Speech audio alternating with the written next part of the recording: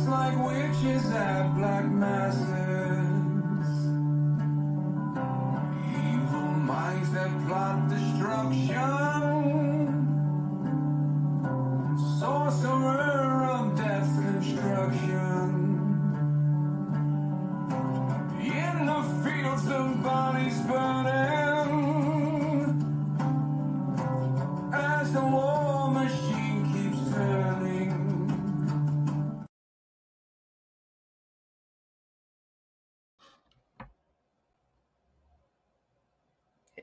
Hello and welcome to Shaman Sundays.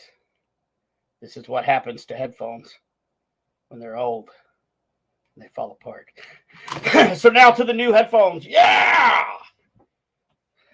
I'm not going to tell you how long it took for me and my upcoming guest to be able to talk to each other and hear each other. It was quite fun. How's everybody doing? What's up, everybody? So I am producing this on my own. Sexy Rexy, the producer, will be in later to help. But so bear with me if I miss some comments and stuff. Hey, check this out. You see this hat? Do you see it? Does the one viewer that is watching me currently see this hat? It's for sale, guys. It's my very first ever Shaman Sundays hat. Obviously, it's the trucker style. It's nice and soft. I may do like one run if people are interested. Tabitha, yeah, you see it. Look at it. Look at it. Will you look at it? Look at it. Will you look at it? Look at it. That's what we say in the South. If anybody is interested in a Shaman Sundays hat, this is like the very first design of it. I kind of like trucker hats. I think it's either going to be 20 or 25 bucks. If you would like one, I'm trying to keep it like lower than 25 because it's just your basic old trucker hat with just this cool looking dude on it. So yeah, if you're interested, just hit me up in the comments or you know how to get all of me. Look at it. Okay, now I can put my regular podcast hat on. Podcast hat. Wait for it.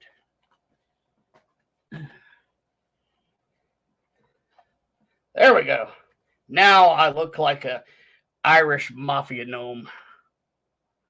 I like it. So I guess I need to get this out of the way. So those of you that were hanging on and waiting for me to go live at Trans-Allegheny, I tried, guys. I tried. I just don't quite have the equipment yet to be able to go live in those kind of buildings. I really only had my cell phone. So what I'll do is I will make it up to you guys. Let me go through the footage. We were in there for 8 solid hours investigating Trans-Allegheny on a private. Just the 10 of us were in there. I have a ton of data to go through, but I promise you guys. Hey, Tim, what's up, buddy? Greg, hey, man. I promise you that I will devote an entire show to the Trans-Allegheny, show you some of the evidence that we got. I'll have some of the other people from the other teams that joined us. There was 4 teams total. So it was all I can tell you is, oh my God, I've never been there before. Worth it. Wait till you see some of the stuff we got. And old Scott Horn Paranormal, pulled out his brand new XLS camera that he made. Just wait. Now, like we do every Sunday, and this is why I keep my show on Sunday, we're gonna light the sage. We're gonna get rid of all that negativity that we brought with us from last week, because there's a lot of it out in this world. We're gonna try to start this week off with great positive energy. I know some of you guys out there need some healing energy. I've talked to a couple of you. I hope you're doing well.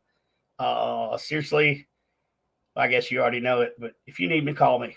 Like, seriously, I'm here.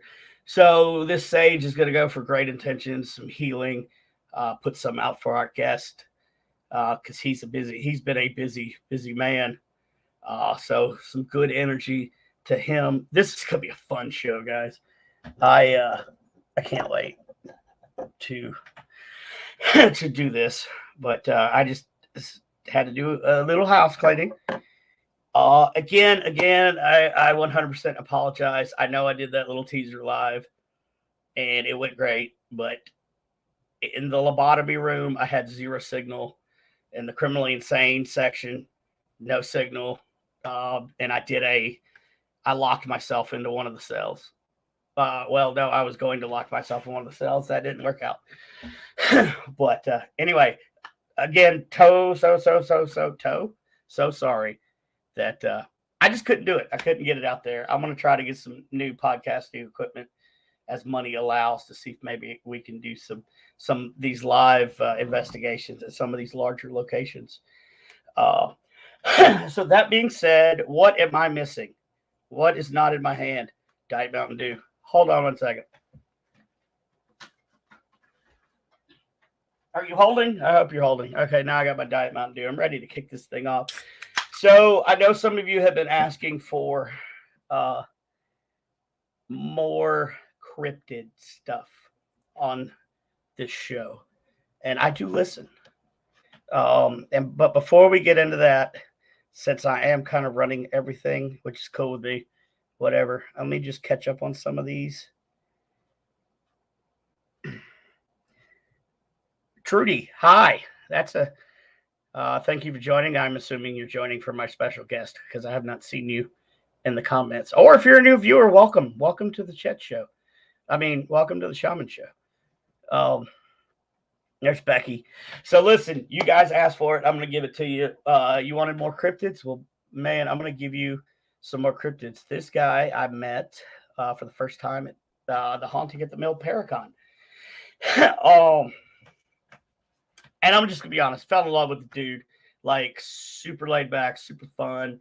We got to do some a short time of investigating together, and just kind of I promised him for like 3 days that I would be on his podcast, and I finally made it on the last day. Yeah. But without further ado, let's welcome my special guest, Barnaby Jones from Caps. What's up, brother? No, I'm just playing. Dude, I'm so happy to be here on your podcast. Man, it's been one of those days, bro. Yeah, you had headphone problems, and my webcam would not work and hook up, and I don't know why. I've never had a problem with it before. So yeah, Becky's here. Glad, good to see you again. I remember you from South Carolina. Nice to have you aboard. And again, Brandon, absolutely pleasure to be here. Thanks for having me on. Yeah, man. Oh, I couldn't, when people asked for a cryptid, I couldn't think of a better dude to get on. I've had one other cryptid fella from the Midwest, Carter Burchard, on, and I enjoyed him. But yeah, I had to get you on just because you're a fun dude, man. Let's just put it out there. You're laid back, which is kind of hard to find, and you're so knowledgeable. The bits that I got to hear of you speaking, like, I really wish I could have slowed down to sit down and listen because it was so informative. And we'll get into some of that too. I see that we have Chris Carr joining us from Bigfoot in the Bunny. In the Bunny. I remember that too. How's it going? Right. So, okay, first of all, you have started your own small repair business, I've seen. Yes, it's a running gag on my personal or my Caps Facebook account. Wherever we go to, hotels or on the road, I end up fixing something. I fixed window shades and curtains, handles of hotels. I fixed a IHOP not IHOP. I'm sorry, a Waffle House back bench of the seat, and most recently, I fixed the floor in the convention hall of the hotel that I was just at this weekend. So, I was going through your page, which I do every now and then, and there you are with a hole in the floor, and I'm like, we're gonna fix something here, aren't we?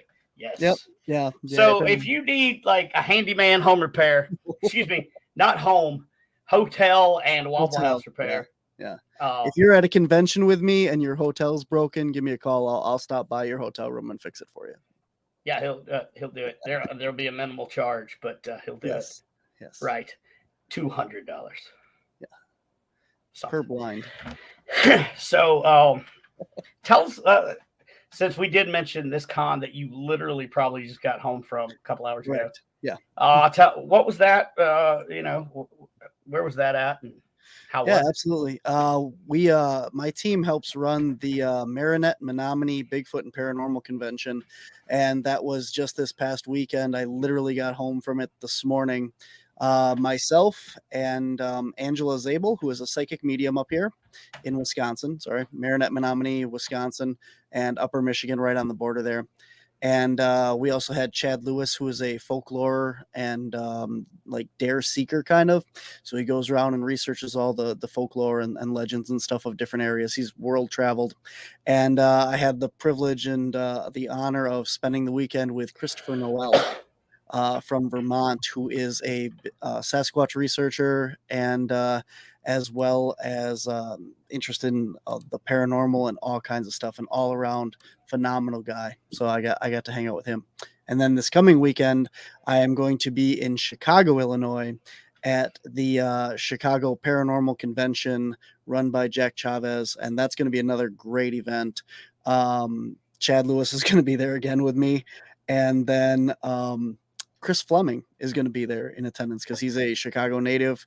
And I can't remember the rest of Jack's speakers. I'm sorry. But yeah, it's going to be great. It's this coming Saturday, noon to 8 in Chicago. You can find it on Facebook, Chicago Paranormal Convention.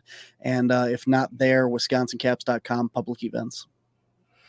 That sounds awesome. And I wonder if Greg Koss is going to make it out there. I think he's in the Chicagoland area. He's around here somewhere, I think. Yeah, I think so. Area, yeah, because he's that's a good fella right there, old Greg Koss. So let's get the basic information out of the way before we drive. Where are we going? And we're going to drive. Podcast. We're going to drive. Oh my Lord, help me. Let's get some of the basic information out of the way before we dive down the cryptozoology catalog. There, I said it. Right. So what got you into cryptids? I'm sure you've answered this on every podcast you've ever been on, but Sure. So I've always been interested in cryptozoology and just wildlife, animals, zoos in general. And I always thought like everybody, hey Greg, I always thought like everybody, that Bigfoot was just out in the Pacific Northwest. And I remember back even in elementary school, I was interested in this stuff because I actually did a research paper on the chupacabra. And the chupacabra was just hitting mainstream media and becoming El Chupacabra back at this time, and it was big news and stuff, and that's what I focused on. But again, that's Central America, Mexico, Puerto Rico. It's nowhere near me. I'm gonna have to travel. Right. I don't have time, money, and all that stuff for this stuff. So I kind of focused on the paranormal for some time, and I ended up owning a haunted house attraction for like Halloween in a actually very haunted building, and nice. I had several experiences and stuff with that. And it happened that in 2019, I got the privilege to go to the Hayden Adventure, which is 80 acres of private property in Upper Michigan that had a trail camera picture of Bigfoot. They opened up the property to people to come out and see it and see the evidence and stuff. And I got to go there, and I met Craig Salk and his wife, Barb Salk. And they kind of opened up the door for me that these things are all over. Upper Michigan, Wisconsin, the Beast of Bray Road down in Wisconsin. Right. And I started doing some research into this, and that led me down to southern Wisconsin with Burlington and this weird forest. And me and one of my paranormal investigator friends went down there, investigated it, and had our first Bigfoot experience. And a couple weeks later, we went down with a bunch of people, and cryptids, anomalies, and the Paranormal Society was born. That's awesome. I didn't know that story, so I had to ask because that's fine. Just There's didn't a have lot more time. to it, but as you said, we'll Right. down, yeah. Yeah. I mean, that's like when I always get the question, have you always been a shaman? No, once I was a fetus. Wow, yeah. Yeah, I know, believe it or Well, not. it's absolutely you always say like, well, you hear it on every episode, but you have different viewers, and stuff, and I don't mind, it's like everybody's got to get that background because otherwise, who am I and why am I even here talking? You gotta get it Right, out. exactly. You could take my word for it that the dude knows what he's talking about, but I'd much rather, get the background out. So that being said, what is besides Bigfoot? We're going to talk about him later. What's your number one cryptid that you love, that's your go-to besides Bigfoot? Chupacabra. Come on. I just told you I did a whole research paper on. That's my baby right there. I Right, absolutely and would love to go and do some research into that and find out as much from the witnesses and stuff. I've chance to hang out with Ken Gerhard last year at our convention up here. I got to chaperone him for the weekend, and awesome. Ken Gerhard is obviously from Texas, San Antonio area, and he's done a lot of work with the chupacabra and that. And we got to talking about it, and he said that down in Mexico and Puerto Rico and stuff, it's become more of this boogeyman entity. That you don't have the sightings, the reports of this animal canine creature anymore. If something knocks a picture off your wall at your house, it's El Chupacabra did it. If you hear something outside your house, it's El Chupacabra. If any bump strange creature down there is just become this folklore legend of El Chupacabra. And I'm kind of sad about that because you had this great creature that was going around, and not great, I mean, because of what it was doing, killing livestock and doing all that, but it had this such great characteristics and uniqueness of it. Hey Resnick, how you doing? He was just at the convention with me. He's a member of my team. So oh, nice. I've seen him a couple times in the comments, and I told him last time, I was like, dude, love that handle, Resnick. Yeah, he sent me love that clip. Yeah. Nice. You said that you liked his name. He was very proud of that, right, Resnick? Oh, that's awesome. Also, I see Mary Lynn Bast has come in. I am glad to see. Hopefully, you made it home to Texas today. She was up there at Trans Allegheny with us, so that was fun. Yes, the El Chupacabra, and that is now. Why do you think that it has gone from more like sightings to just stories? Are people down there used to it now, or? Well, I mean, that was back in the 90s when El Chupacabra was hitting its heyday down there. And then what happened is you had the Texas Blue Dogs, or the Cuero Chupacabras. And these things were basically found, and Phyllis Canyon had one killed, stuffed, and tested in that. And it was a Mexican wolf and I knew it a second ago. It was basically a hybrid of two very common animals down there, canine species. But the problem with that is, and even Phyllis Canyon said on a recent interview that I saw, that if it's a canine, it's still going to eat the meat. Right. And all of these animals that the chupacabra has been attacking and killing and stuff, it never ate the meat. It just killed them, drained them of blood. And this is really interesting because as of the 90s, the term El Chupacabra was coined by a radio host down in Puerto Rico or Mexico, one of those areas. And before that, you didn't have this name. Right. So I believe it was John Green, or Keel. I think it's Keel. John Keel wrote about a series of these attacks that were happening over in Europe back in like the 1600s, 1800s, back in that time. And they were the same MO. All this livestock killed, completely drained of blood, and uneaten.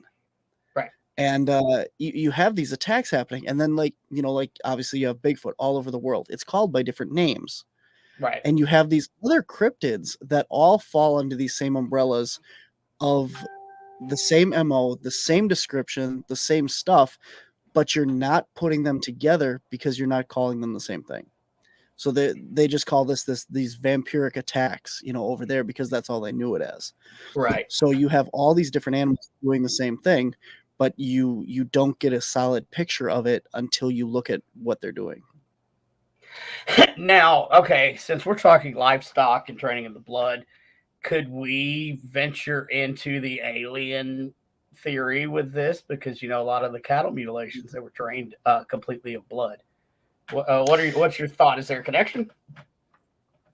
I haven't heard a lot of cattle mutilations lately. I'm sure they're still happening in that. I mean, like in Wisconsin and stuff. I focus a lot of our research where we are of things I can get to.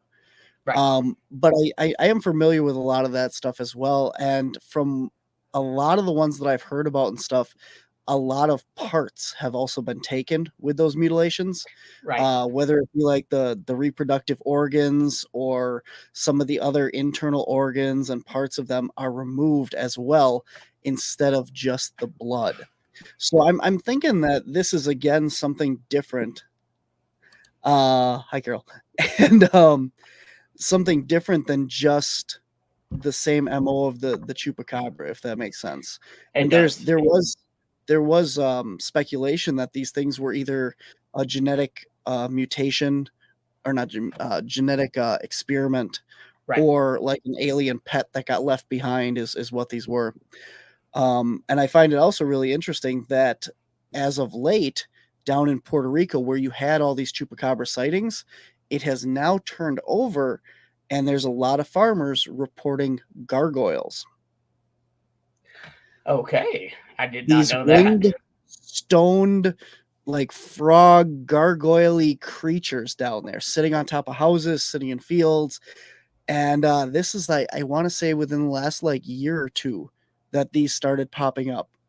And I'm wondering, I haven't heard a lot of the same MO like we talked about with the draining of blood and stuff in association with the gargoyles. But again, now here's another creature that, if you look at certain depictions of the chupacabra, where it looks like this spiny creature with wings and stuff, is it possible that some of these farmers and stuff have forgotten about the chupacabra and are now calling it a gargoyle, and you're still getting the same creatures? Or if this is something completely new and we're looking at some type of like window area again, where all these things are coming in or going out, or maybe it's just another genetic experiment that's escaped from somewhere in Puerto Rico. I don't know, but it's interesting that now we have gargoyles down there. So No, that first of all, I love the cartoon gargoyles, so that was amazing. I'm sure that has absolutely nothing to do with anything we're discussing, but I love the cartoon. See, but and now, okay, so gargoyles. We have seen depictions of gargoyles for centuries. Mhm. Some people would be like, "Oh, gargoyles, whatever," and just push it off to, and be a non-believer. But they came from somewhere. I mean, these depictions of these creatures came from somewhere. Mhm. Could there be like 1,000-year cycle, a couple year, 100-year cycle, to where these different creatures pop up? They have a hibernation period or whatever. These are some things I'm curious to get your take on.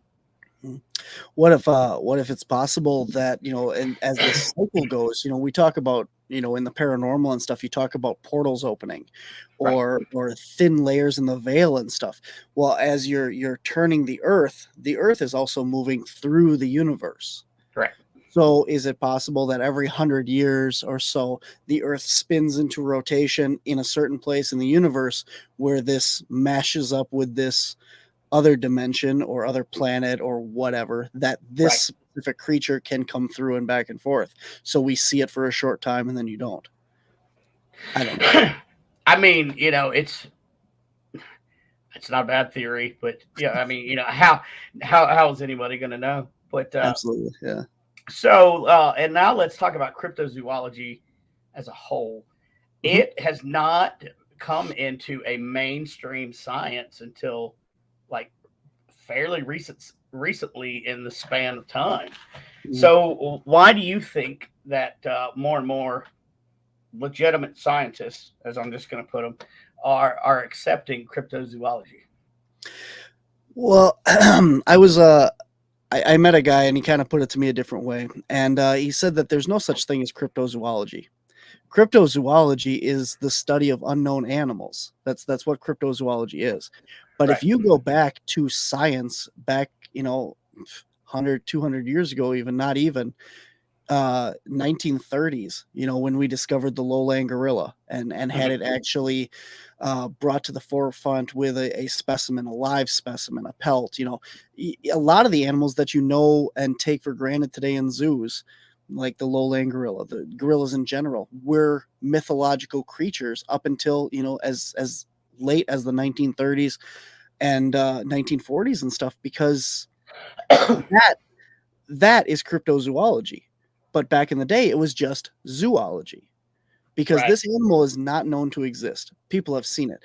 People knew it existed because they had seen it. The same as you have Sasquatch and these other creatures. If you see it, it exists for you in whatever reality you're seeing it. It is real.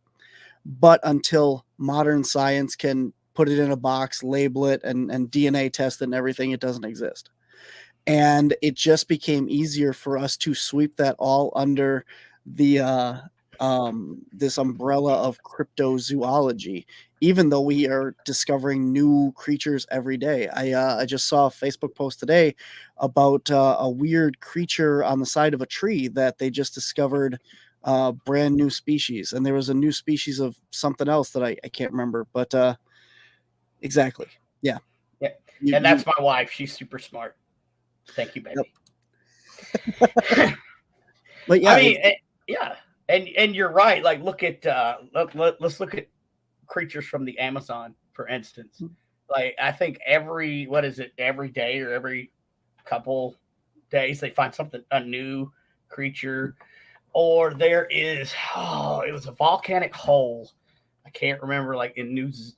Uh, I can't remember where, but they had discovered it because of a helicopter. Well, they went in and it's got its own ecosystem of never before seen animals. And while Mhm. we're talking, I'll try to look it up to get the name of it.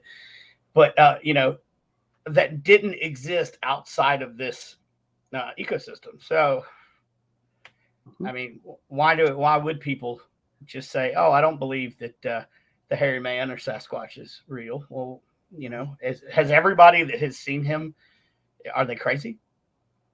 You know, Yeah. And again, we'll get to Bigfoot here shortly. I'm gonna say because that's my guy. Um, I think go ahead. a lot of the problem with the modern science is you take for granted a lot of the research and data that we have. So we'll come back to Bigfoot and stuff, right?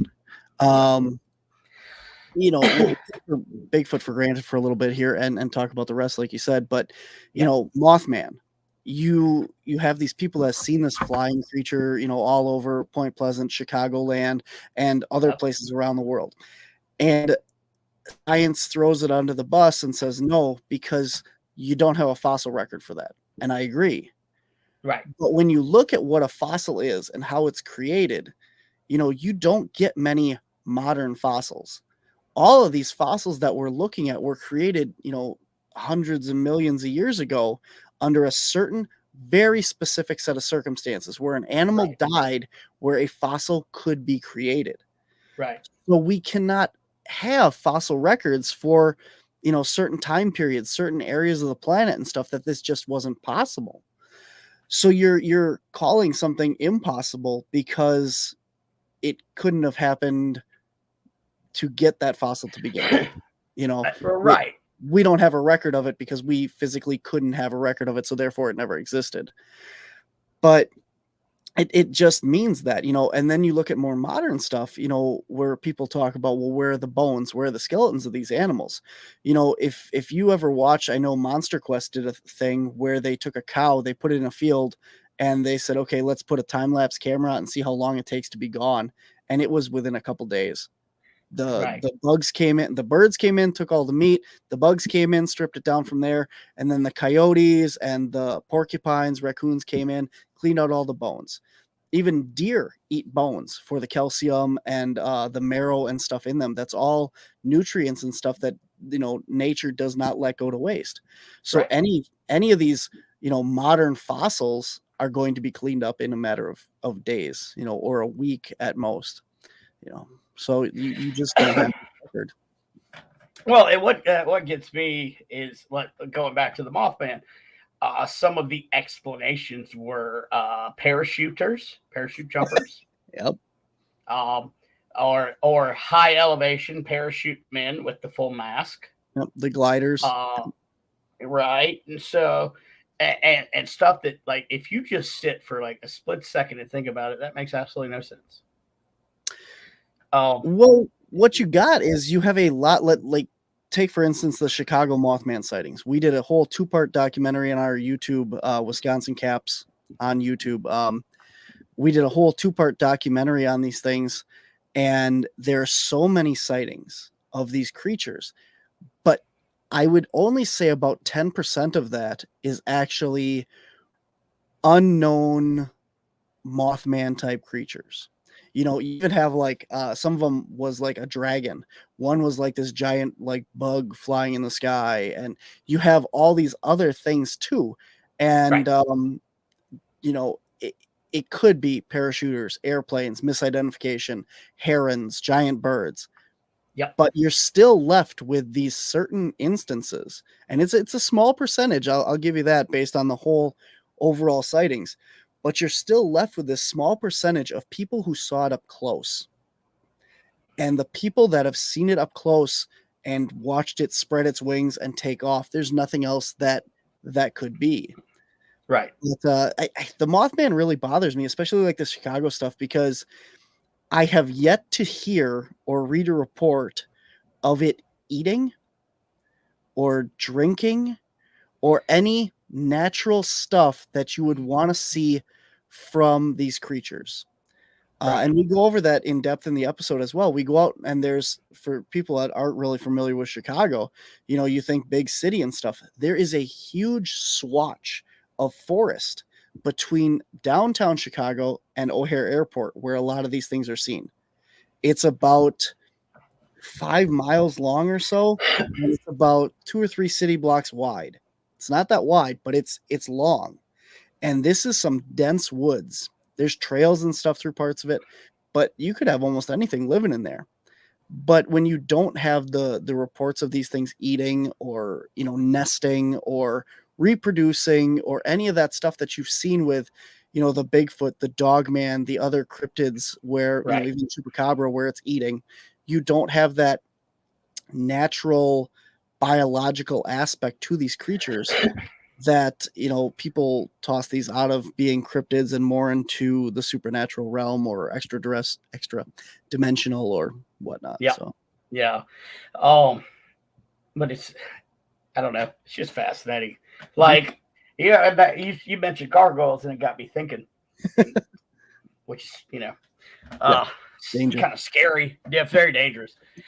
So, gargoyle, chupacabra, and then I think Jersey Devil. Mhm. Some of the drawings that I have seen of the winged creature. I mean, would you even like remotely connect the three in a maybe possibly? Or what's your thoughts on Jersey Devil?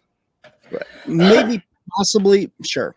I would connect that. I actually have, like I said, I've done a lot of research into things. The Mothman, you have Mothman, Owlman, Batman, Right. winged humanoid. You have all these labels, Ahul, in Papua New Guinea and stuff. You have all these different creatures that all again fall under that umbrella. When you look at the Jersey Devil, which I again did try and group in with the Chupacabra, it doesn't fit. It does match a similar characteristic of kind of like this alien type creature with wings and stuff, but even the Chupacabra at its creepiest is more of a reptilian with wings and stuff, and the Jersey Devil is bigger for one. It is said to have more of like a horse head than a reptilian, and it's got like hooved back feet. instead of, the claws that the chupacabra has. I actually have a reported chupacabra footprint behind me on the shelf, a cast, and it's got claws. So Right. we're looking at two totally different descriptions there. But I don't know. I wanted to go out to Jersey. I had the opportunity to kind of be in that area, and I didn't get there to go out hunting these things, but eventually I will. So But there's so many different, like, it seems like every state has their one cryptid that they're known for. Like here in South Carolina, we got the lizard man. And but even though, like, okay, so there's 50 main cryptids, let's say one for each state, but every state shares so many of like very, very similar creatures to the point where you just can't renounce all of these sightings of similar creatures all over the U.S. and all over the world. I mean, getting back to Bigfoot, Yowie, Yeti, Yaren, skunk ape, grassman. And yeah, I keep wanting to go to Bigfoot, but I'm going to hold back. And we can talk. Man. There you go. Yeah, there you go. Okay, so would thunderbirds, would they fall under cryptozoology? Correct. Yeah, any animal, any biological species would be. Crypto is Latin for hidden. Zoology is the study of animals, or zoo is animal. Ology is the study of. So cryptozoology is the study of hidden animals. So basically all that means is any animal that is undiscovered or unknown. Any of these animals in the rainforest, when they're taking these giant nets and looking for insects, all those insects are cryptids. They're up there. We haven't discovered them. And that's why, like I said, cryptozoology is a very bad term. But I've started to come to accept this now that, it's still all zoology. It's still the study of animals. People pushed it aside to say that it's not. I got off topic. These thunderbirds, I recently I had Chitan Noir on my podcast, and we were talking about reptilians and amphibians that could asexually reproduce. Right. And so then I brought in an actual herpetologist guy. His name's Dan Nedrolo. He's big into Bigfoot, great guy, studied all over, amazing wealth of knowledge. And I brought him on specifically to speak on asexual reproduction, which is the reproduction or cloning of an animal, very similar to like how you have in like Jurassic Park, the movie, that is based on fact. Certain species of reptiles and amphibians in a single sex environment, all females, all males, will be able to change their sex to a different sex to be able to mate, or they're able to clone and reproduce themselves through just no mates. Right. And there's so much more. If you're interested in this, Monsters on the Edge, it was my last week's episode with Dan Nedrolo, gets into all that stuff, asexual reproduction and regenerational growth of these animals, like if they lose a limb and stuff. Go listen to that. I'm not going to bore you with it all now, but super interesting. And that brings up this whole idea that when you have these lake monsters and you have these flying reptilian dinosaurs, we talked about Bigfoot needing a reproductive population to reproduce. You have to have so many species. Right. Is it possible that you do not need such a high population of these creatures, such as the thunderbirds, the flying pterosaurs, and the lake monsters? If they can do what a lot of other reptiles and amphibians can do and asexually reproduce, you could have one Loch Ness monster and it gives live birth or asexual birth, lays an egg, has one infant, and that one infant has enough food and source that this single animal can reproduce and then asexually reproduce for generations and generations. And there could only be one Loch Ness monster, and it's just generational, going back hundreds of years. And that's a real possibility when we're looking at these species that everyone's thinking, well, you'd have to have a whole breeding population of Loch Ness monsters to have these, but you don't. You really don't. So that's fascinating stuff, and I've just started doing research and looking into that recently in the last like month or so. So Yeah, I remember watching some documentaries on how the frogs would change their sex when needed, and some other things. It's been several years, but I mean, it's possible. mm-hmm. Like, there's your Absolutely. proof. So why couldn't it work with like the pterodactyl that some people think the thunderbird is, or well, what was it back in the Wild West? There was a guy that shot a pterodactyl. There's a famous story about that. Yeah, supposedly. Supposedly, yeah. But try and find that picture. That's one of the things. Try and find that picture, because I've seen it. I know you've seen it, but try and actually find that picture, because it is very hard to find that actual picture anymore. I wonder why. Well, anyway, that's another podcast for another day. But right, Greg had a question over there about the Beast of Bray Road, and hi, Greg. How you doing? And I do hope to see you this Saturday. I know that was a comment down there as well. I am giving a presentation on cryptids of Illinois and Wisconsin. So we're going to get into some really specific cryptids and sightings and stuff. That'll be a lot of fun on Saturday in Chicago. So Beast of Bray Road, we went down there and we were doing some research on it. And we've gone sometimes down to Lee Hample's property and that area. And I mean, I've heard stories.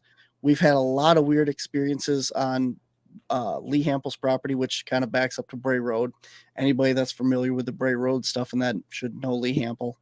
And we're actually planning on going back to his property. I actually messaged him before the show, but we're doing another episode out there. And we have an episode on YouTube called Wisconsin Skinwalker Ranch that was filmed on his property, because it's just weird. But the Beast, I have taken some personal reports of stuff down there. We have not found it, obviously. We have not seen it or gotten any real evidence for ourselves yet of it. But I believe there's something going on down there. I have a sort of lead on where the actual den of that pod of these creatures is. So I have to kind of track down where that location is. I know what I'm looking for. Like, I don't know how to say it without saying it. I know landmarks that it's by, supposedly, and an area. So I kind of need to look on a map and figure out where this actually is. And then it's on our to-do list for this summer is the Beasts of Bray Road, and in the Horicon area. There's also a lot of sightings of these creatures up in that area. So it's coming. We are working on it. We just don't have anything substantial that I want to put forward on the Dogman Beast of Bray Road topic. We've also done work in Michigan. We were there for a convention the week after a sighting of one was right in downtown, a city by our convention. So we actually went and looked into that too, and didn't find anything, but we were there. So, well, for everything that you don't find, there's that one little piece of evidence that when you do get it, it's like, yeah. So I'm glad there are people. Yeah, I'm glad there are people out there that are doing this stuff. I was never big into cryptids, just because of the way I was raised. Like, I know Bigfoot's real. So it was never a fascination. But here in the last couple of years, I've started getting into it, and then being able to talk with you and listening to some of your your speech, I guess, or your presentation, got me more into it. And my God, the more and more you look into it, the bigger, the deeper the rabbit hole goes. How do you keep from going crazy? I switch. I go between paranormal and cryptid, and I do everything. We spend like every summer when we get called to do different things, paranormal, Bigfoot research and stuff like that. And that's how we do our documentary series. And we usually do a big 2-part episode every year on YouTube. And the one year was the Expedition Mothman to Chicago. So we went and did all that. We went to Point Pleasant, all the Mothman stuff. Last year, we spent all summer researching UFOs and sightings in Wisconsin. So we actually did CE5 experiments, and we tried to call a UAP or these beings down, and that's the episodes that are coming out right now on YouTube. The part 1 just came out in May. Part 2 I think comes out in July or August. So those will be out And soon. then I just glanced over at the comments, and Tabitha had made mention about lizard people. So let's jump down that rabbit hole for a minute. Lizard people running our government and aliens, Mm-hmm. which I don't even know where to begin with the lizard people. So what is your take on the lizard people The and reptilians. the reptilians? Yes. Reptilians, yeah. That's the I guess proper term, the reptilian people. I don't want to offend. I don't want to offend them, so we will You don't call want- them reptilian. They will. I don't want them to eat me. You think lizard is less offensive than reptilian? You know, I really don't sit around thinking about it, but now that you mentioned that, all the I don't. reptilians out in the comments, give us a heads up. Yeah, Tell if us you what are one of the reptilian lizard, maybe if I poke at them. Yeah. Anyway, let's get this train back on the tracks. Watch Y files for lizard people. I don't know what that is. Send me a link, Rez. I don't know what that is. I have tried really hard to get into. I don't like conspiracy theories. I don't like people. Sorry, I don't like people. Fair. Any conspiracy theory that's out there revolving around people, I just don't care. Murderers and serial killers, I don't care. Who shot JFK? I don't care. Right. You give me an animal, I'll track it down. Yes. And that's where I'm at. And you know, when we're talking the reptilians and the government and stuff, I haven't delved too much into that. But as far as like the other stuff, you know, like the lizard man, the Scape Swamp, you know, stuff like that. I've listened to the stories, Lyle Blackburn and stuff, talk about the Scape Swamp one and it sounds more Bigfoot. And I hate to say that because, you know, everyone loves their local cryptid and stuff. Right. But when you break down what it was doing, what the you know, again, the MO of this creature was, it sounds like a Bigfoot, you know, and it's just what they saw, what someone interpreted, and what the newspaper wrote, and it stuck. So now you're stuck with this lizard man character because it, you know, people misinterpreted. Now, I do think that these things are possible. Lizard man, there's in Linda Godfrey's book, Monsters of America, I think. She talks about a upright walking alligator that like tried to get on this guy's boat and then followed him to his house and was like stalking around his house. So you do have these creatures. And again, alligator, crocodile, lizard man, it's whatever you're going to call it. It's what the person named it. But you do have this upright creature that, you know, resembled that stalking someone. I don't know. Same as like I throw that kind of in like the mole people thing too, like the lizard people, the mole people. Right. Yep. You could have a whole underground civilization of these things.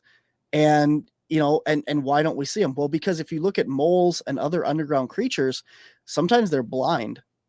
Other times they're so light sensitive that they don't come to the surface. So why don't we ever see or hear about them? It was because they just don't come up here. And unless you disturb one, you dig one up or something in the mines or something, that's where you're going to find them and you're going to see them. And okay, now you have one. But aside from just seeing them wandering around or something at somebody's house, you wouldn't have them, because if you look at it as a natural species, cryptozoology, zoology, if these things have existed and come to exist and evolved, you're not going to have that. And, you know, when you say like lizard man or, you know, moth man, you're giving that anthropomorphic, humanized, egotistical look at these creatures. You know, if you took a gorilla, would you call it a like ape man? I mean, no. You know, it's what it is. It's a humanoid ape monkey. It's a hairy human. You're having the same thing, but now that you've classed it as a different species, you've lowered its your opinion of it, we'll say. It's a lesser Right. species than humans. We are intelligent. We are omnipotent. We are better than everything else. And this is a gorilla. You know, it's not a human. It's not intelligent. It's a gorilla. It's an animal.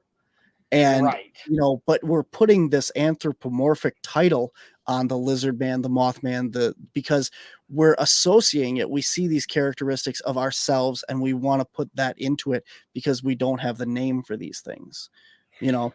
Right. And you know, and I get it in the selfish way that humans are. If it scares us, we're gonna try to there's really not a word, dehumanize it, Mm-hmm. or Yeah. you know, whatever, to take the fear and the bite out of it. And it just, yeah, like you said, like uh so if somebody tries to tell me that an ape is stupid, I will point you to several videos. One of Definitely. which being when Robin Williams met with the ape, and you could actually see the ape enjoying the comedy, the physical comedy. Mm-hmm. So Definitely. yeah, By no means do I think any animal is stupid. In fact, I think a lot of animals are as intelligent as humans. You know, I if you judge a fish by its ability to climb a tree, it's completely idiotic. exactly, We are not exactly. made to live in the woods. If you put us out in the woods, you know, look at, you know, Naked and Afraid and all these shows, Survival Man, all that stuff. Yeah, you can survive out there, but you're a fragile little pink naked human.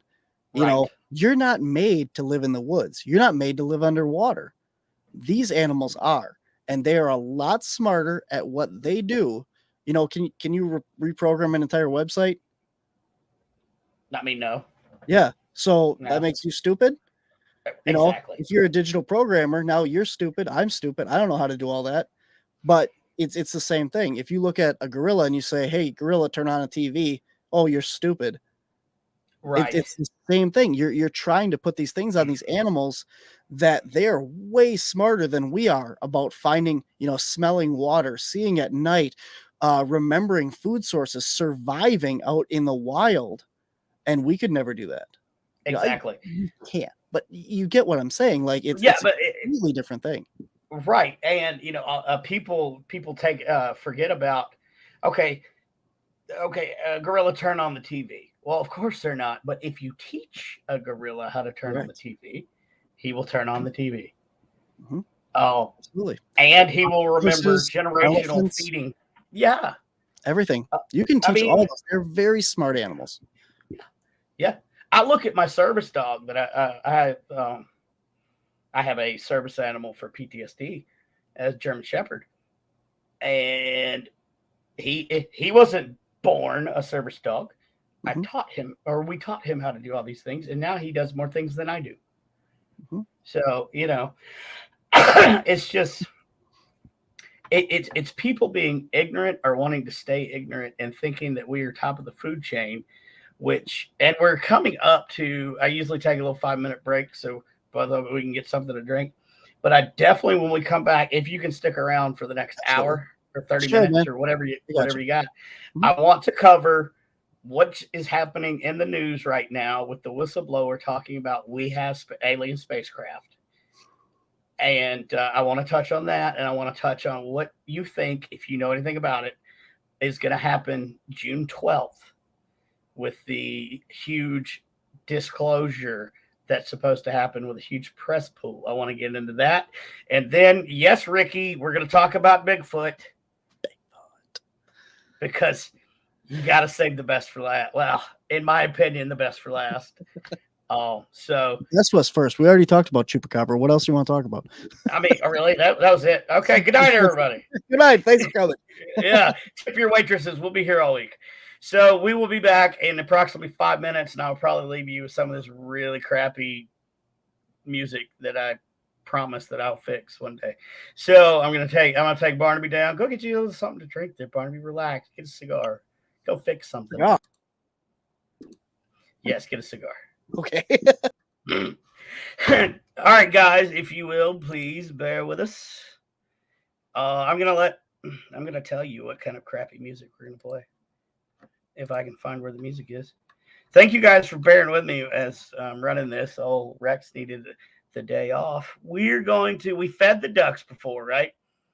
And we did some night driving, and we've been into space. So what we're going to do, ladies and gentlemen, is we're going to rock whatever this one is. There you go. Okay. Everybody dance, because it's Stupid Dance Party.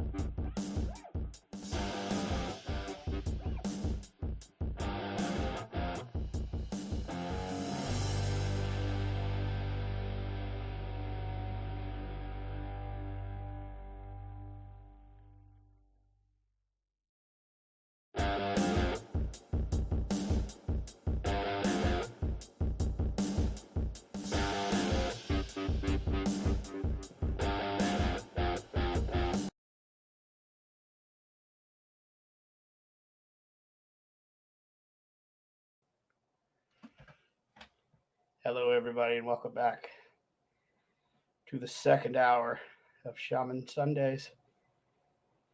Get your tinfoil hats ready, people.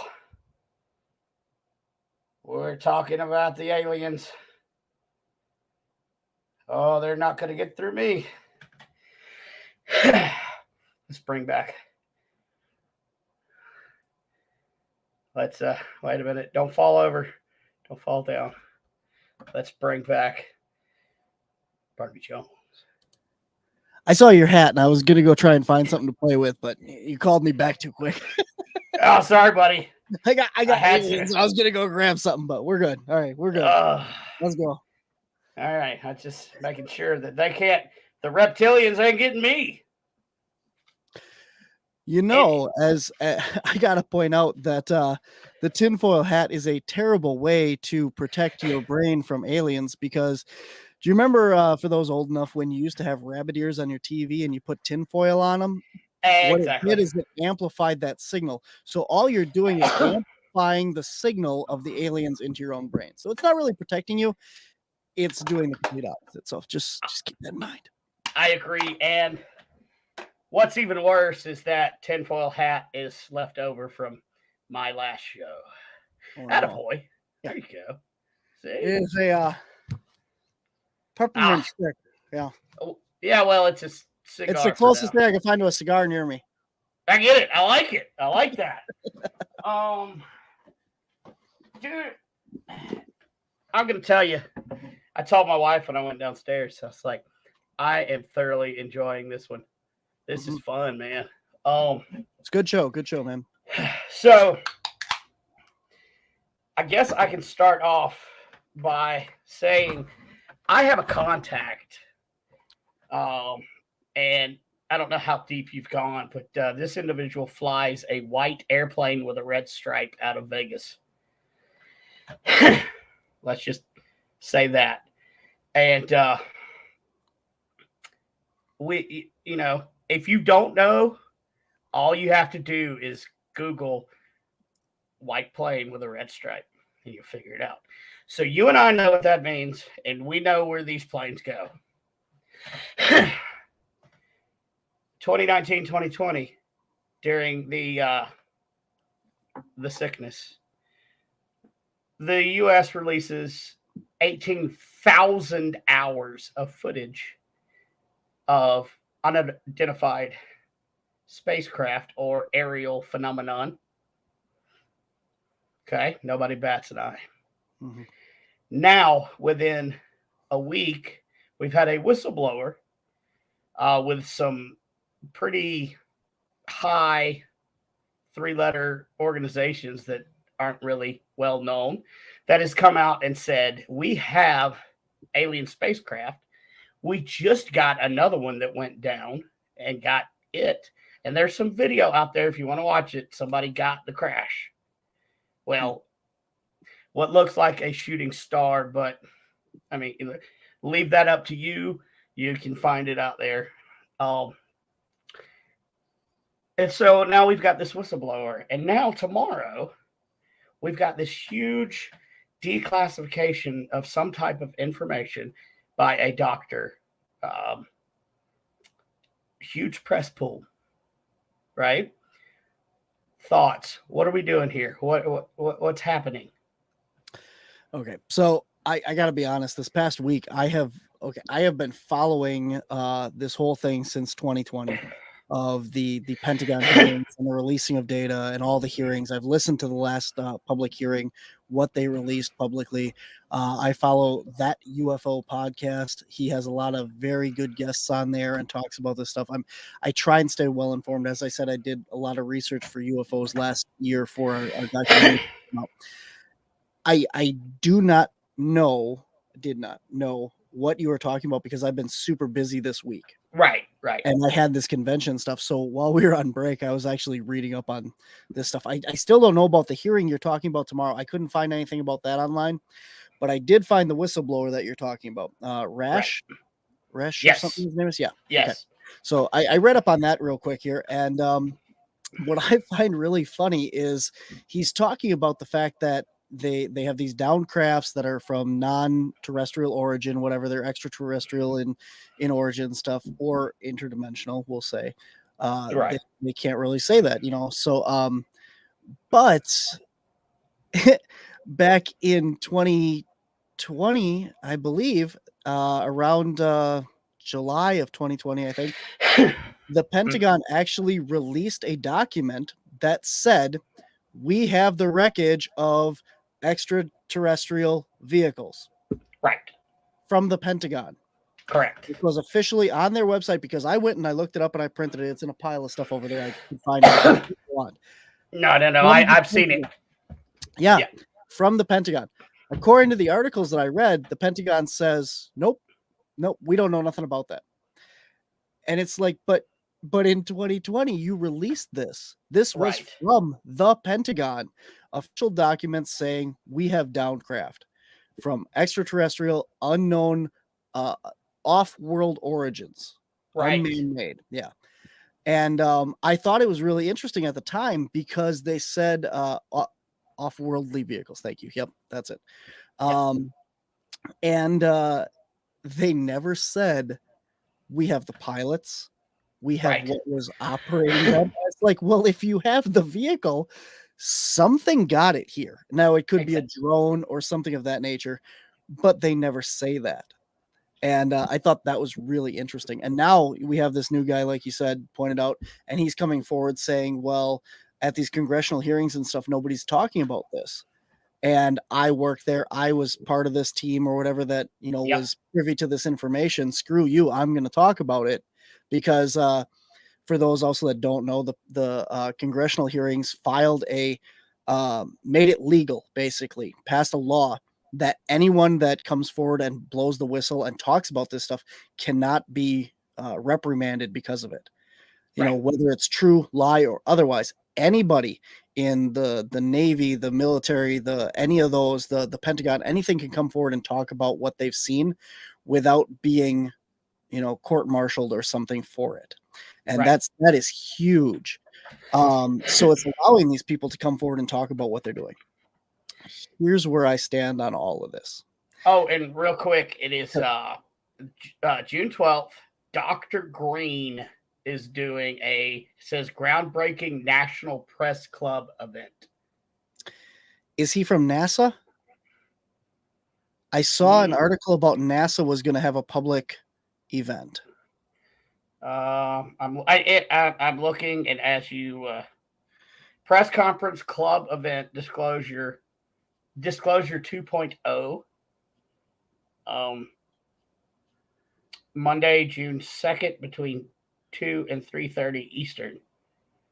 I don't know much about this individual, but I can send you. Is this Greer or Green? Sometimes. Oh, Greer. Greer. Gotcha. All right, that makes a lot more sense. Stephen Greer is actually, we could have talked about him earlier when I was talking about the CE5 protocols. He is the guy that did that. He is big into disclosure and all this stuff. I follow him. I get email updates and stuff from him. Stephen Greer. Yeah, I apologize for saying the wrong name. Yep, Greer. Yep, that makes a lot more sense. Yeah, so I don't know him personally. I want to try and believe a lot of what he says. I know there's a lot of controversy around him. And unfortunately, that kind of like lowers that press conference for me. It's not like and I have utmost respect for, but at the same time, he's one of the people that, and do you know? I know. That's just it. He could have all the information and all the answers and nobody's going to believe him. Right. But I think he's a fantastic guy and a lot of research and knowledge and stuff and knows what he's talking about. But I don't know, and it's not like it's not like the Pentagon's coming out and saying, hey, we have UFOs or whatever. But at this point, again, I go back to a lot of this it's just a person. It is just a person telling you something. Right. You could have the president of the United States come out and say, there's an alien standing next to me. And it just fits the narrative of the day. So that's what he's going to say. It doesn't mean it's legitimate, doesn't mean it's true, doesn't mean it's real. It's what they want you to know today. And any of these people from the government, the military, Stephen Greer, it's all today's knowledge. And given that could be, like science is always evolving. We used to think that, the sun revolved around the earth. We used to think that the earth was flat. Some people still do. But, Right. Science is constantly evolving and changing with what our technology is able to see, what we think that we understand. So the truth is always varying. Right. There's no real 100% truth when you're constantly learning new stuff. And I love that. I love learning new things and experiencing all this stuff and keep going. But that'd be interesting. I'm definitely interested to see what Stephen Greer has to say. That's tomorrow. Then I'll try and if it's going to be live or broadcast or something, I'll have to check it out. I'll send you a link so you can watch it live from your phone. I'll send it to you here in a minute. I definitely check that out. But I mean, it's just so weird, the timing. Normally I wouldn't pull up and talk about him or a disclosure or whatever, but now, here we have a whistleblower that is saying the same thing the Pentagon said and then denied. And I myself, being what's in the military and the Marine Corps, and I did not have such lovely safety nets. So there's a lot of stuff that, a bunch of us have seen and we're not allowed to talk about. And I'm just kind of curious, It just seems like there's a buildup for something. I was trying to find real quick if I can actually find that stupid report. I don't know. Yeah. Anyway, I was just trying to look it up, but I don't see it. But because you could pull it up on screen and show it's from the Pentagon. It's off the Pentagon's website. When it came out, you could go to pentagon.gov or whatever it is and click on not press releases but like articles or something, and it was right there. So, and now they're coming forward and saying that they didn't say it. Well, you did. And I thought it was a big deal because nobody batted an eye at this. The Pentagon said we have crashed remains of, what was it again, otherworldly off-worldly vehicles. There we go. Thank you. And nobody batted an eye. It just boggles the mind. So my whole theory or my thoughts on this is that back when this all started happening, the government went to this organization and they said, what would happen if we told the world that aliens were real and UFOs existed? And they did this big survey and stuff and came back with this data that it would be mass hysteria, world's collapse, banking industry would collapse, all this stuff. Right. And the government said, well, how do we stop that? How do we do this? And they said, slow disclosure and just make it mainstream. So then you start seeing all these movies, coming out, TV shows, Star Trek, Star Wars, all of these, Independence Day and, aliens and all this stuff. And even if you talk to Steven Spielberg, said that when he was Steven Spielberg and George Lucas, when they were working on Star Wars and Close Encounters of the Third Kind, people from the government were there. What is it? Not counseling. I know what you're talking about. Where this is the way it should be. This is how it should look. Kind of talking them through things that made sense, didn't make sense throughout these movies. And Spielberg has come forward and said that in interviews, that the government was part of this project and that. And it just shows that through time, you're getting this slow disclosure and not brainwashing, but the numbing of the information that it shows you that these things are coming out more and more and more, and what that's allowed them to do. And I don't like conspiracy theories, but it's hard to call it a conspiracy theory when this is what you're seeing. So back in the 70s, there's a book called Nazis, Flying Saucers, something. I don't remember. It's really long title. And Nazis, UFOs, flying saucers, and something. Look that up, and I'm sure you'll find the book. You can get it on audiobook. And it talks about, this was written in the 70s, right at the end of World War II. And it says that this is what's going to happen. That you're going to get ELF, which is extremely low frequency. It's going to be broadcast throughout the world and stuff, which is what 5G is. I hate to say that. And then again, I'm not in conspiracy theories. ELF is extremely low frequency. It's your radio waves, it's your television frequencies and stuff, is going to be broadcast to the point that they can pinpoint when and where it's being broadcast and to who. And what that does, ELF messes with you. It lowers your vibrational frequency. You know, being a shaman and the paranormal stuff, you got to know frequencies and vibrational. ELF, extremely low, extremely low frequency. Lowers your resonance, lowers your vibration, and it puts you in these bad places. So they said in this book that they're going to use this and pinpoint specific people to go on mass shootings. And because of this, now you're seeing all these mass shootings. What they do is now they're using this as a way to control the mass population. I'm a cryptozoologist, and I'm going to talk to you about conspiracy theories and stuff. Here we go. It just so happened this is where we went. Yes. And what they're supposed to do is they're getting all this together to control humanity. So now Hitler had all these UFOs that he was building and working on, and they were all confiscated. This is true. He was trying to build UFOs. He was building time machines. He was very into the occult. People in the concentration camps said he was breeding werewolves. This is all legitimate history of World War II. Go look it up. It sounds science fiction and all this stuff, but it's there. So now all these UFOs and stuff are being confiscated, and they were either taken to Antarctica or South America, whichever you prefer, doesn't matter.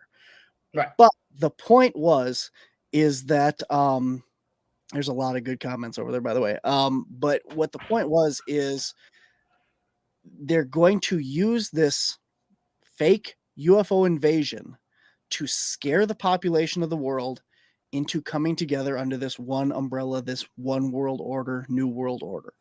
Right. And it's very, very scary that everything that was written back in the 70s in this stupid book and all over, I mean, it's not just one book, but all these stupid conspiracy theories that nobody believed in stuff, looking at it, and it's all happening. Right. And here's one good one from Tim talking about some here too young to have heard the discussions live on late night shortwave radio back in the 70s, 80s, and 90s. The Phoenix Lights has still not been debunked. Mm-hmm. You're right. There are several good comments over here. And again, I apologize for getting slow on the comments, but it's a lot going on behind the scenes. I will try to get to everybody. And if you see a good one, just point it out to me, Barnaby, and we'll get there. But there's Rich Daniels says here, ELF infrasound between 8 to 20 hertz sound waves. We can talk about infrasound here too, as for a fact. You know, we can get into lead this into Bigfoot if you want to get off this topic too. Yeah, I'm thinking we'll lead it into Bigfoot. Yeah, let's just go away from the. You know, let's get away from that. We don't want to get you banned on YouTube here. Again. Yeah, again. Yeah. Right. ELF, infrasound, extremely low frequency, is a certain wave of hertz. Like I said, your sound, your light, all of this is on the same spectrum. It starts out very low. Well, I really want to do, Greg, I talked to Jack about doing this presentation because I'm really, really passionate about this. And I think that it ties into a lot of this stuff, and he won't let me do it at his conference. He made me do a different presentation, but you look at the light spectrum and the frequency spectrum here, and it starts out, for people that don't know, with big looping waves, right? Yep. And that is going to be your radio waves, your television waves, your very low frequency waves. And then that starts to get a little bit faster and smaller wavelengths.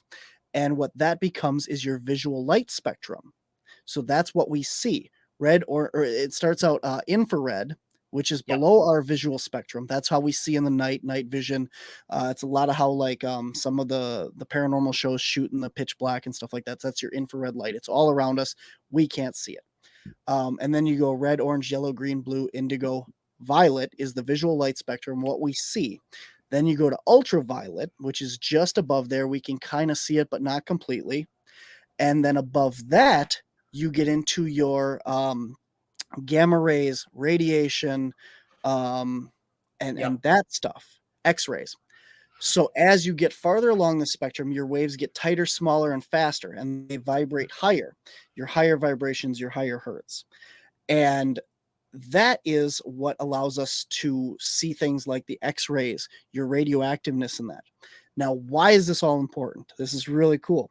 Because for the people that are seeing, extraterrestrials, and they say they walk through their bedroom walls, right, and stuff like that. Now, think about what I just said. Your ELFs, your extremely low frequencies, your radio waves, your television waves, your cell phone waves. Okay, none of that can penetrate steel buildings. Right. Okay, they're big looping waves. They're very, very big waves. You get poor cell service when you go into a metal building. You have to put an antenna on the outside of your house to get television. Yep. They don't penetrate well. Your light waves are a little bit stronger. They can get through that. Now you get into the X-rays. Now, X-rays can go through your skin and they bounce off your bones, and that's how we see, because they can penetrate certain levels of tissue and stuff like that.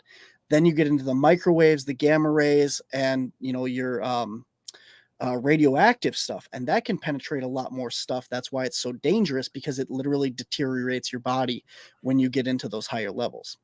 So going back to your shamanism and the metaphysical and stuff, these people that have higher vibrational levels are able to, go to these higher levels and pass through things. So when we're looking at the extraterrestrials and these aliens and stuff that possibly vibrate at this higher frequency, they're able to walk through walls, enter your house.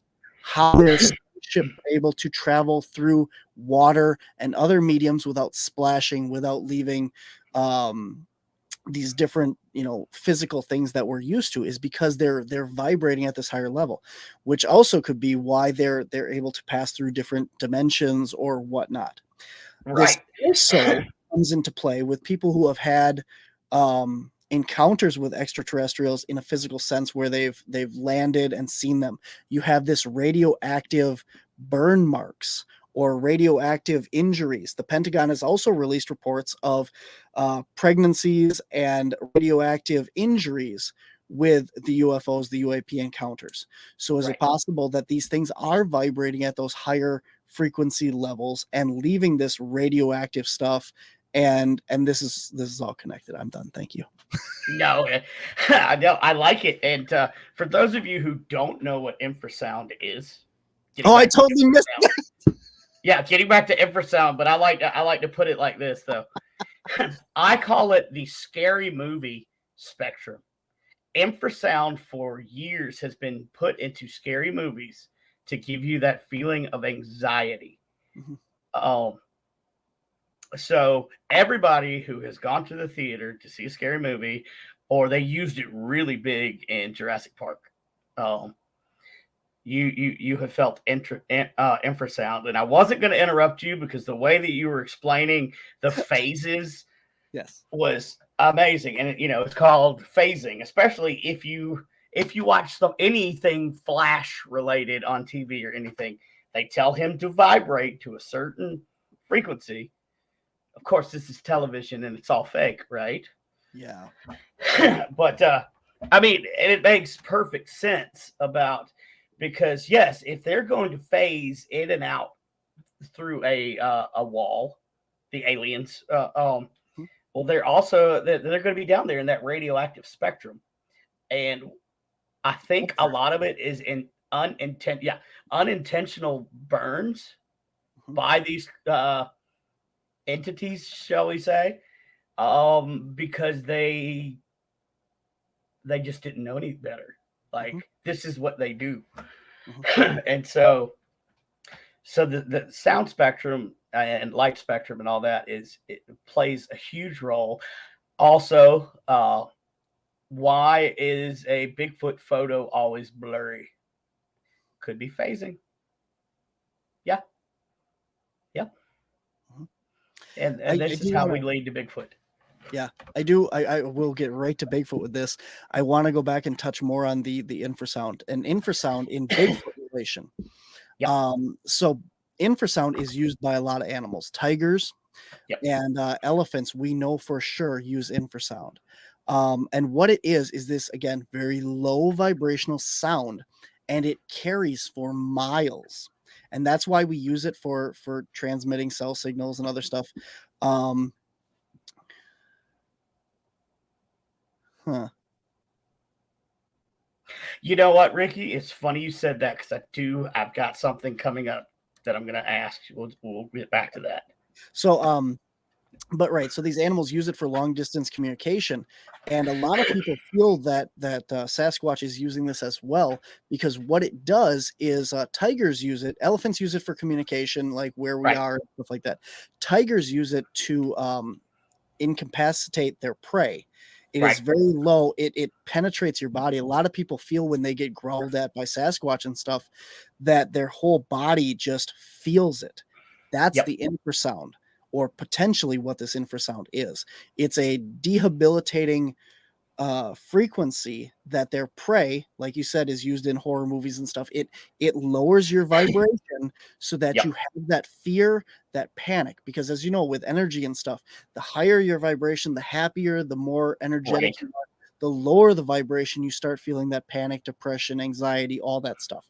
So if you're bombarded with this ELF, this infrasound, you're getting that vibration and that feeling. Correct. Yep. Yep. Yep. Resonance frequency, or resonant frequency. Yep.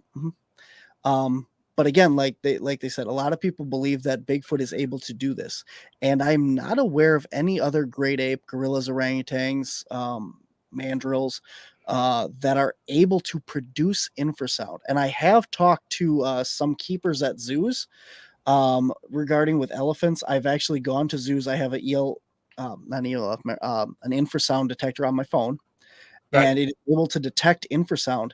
And I've actually picked up infrasound off of elephants at zoos, and I've not been able to get that off of any of the great apes or anything like that. I've never had any stories of the zookeepers that I've talked to having that same kind of feeling working around elephants, of the depression, the low energy. Right. I find that very interesting that they use it differently.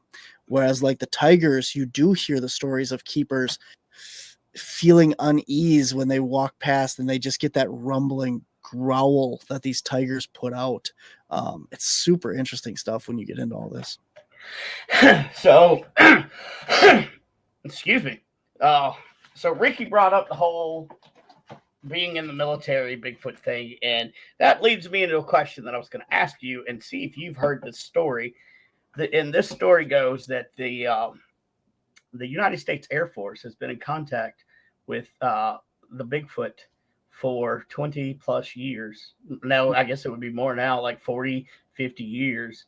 Have actually sat down with them and had communications with the Bigfoot, which is one reason why they have so much stuff in Alaska and in the Pacific Northwest. Have you heard this, and what do you think about that? Yeah, you just opened up another big can of conspiracy right here.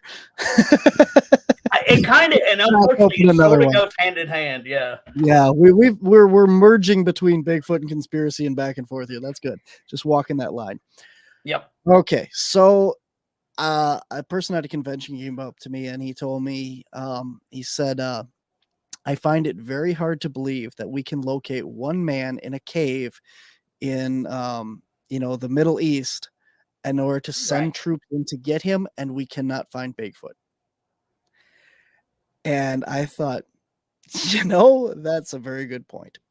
And then you have all these stories, like you said, of the military knows that these things exist. If they exist, which, I think we've come to the point of not if, but they exist, Sasquatch. Right. the Right. government would have to know that they exist. And Mhm.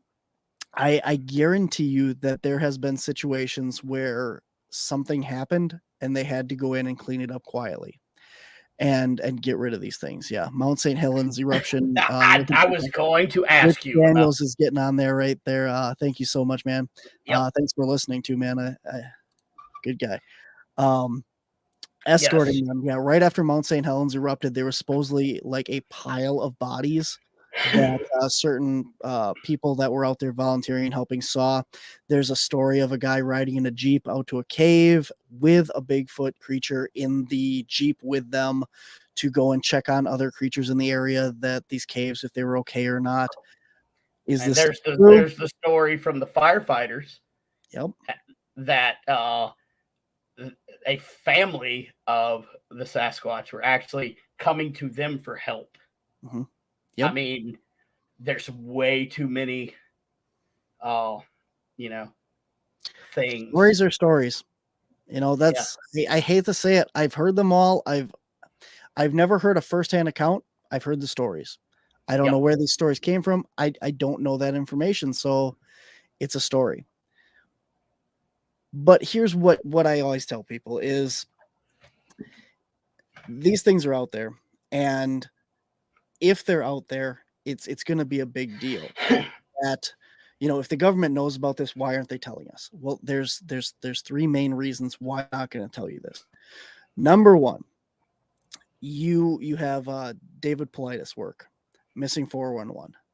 If Mhm. these things are out there and the government knows that they're out there and people are going missing and they're not telling you that these things are out there, they're withholding that information and making it liable that these things have potentially, and I'm not saying that Missing 411 has anything to do with Bigfoot, but this is where people's minds are going, that Bigfoot killed my aunt, uncle, sister, brother, friend, relative, whatever, and you didn't tell us that you knew that Yep. they were out there.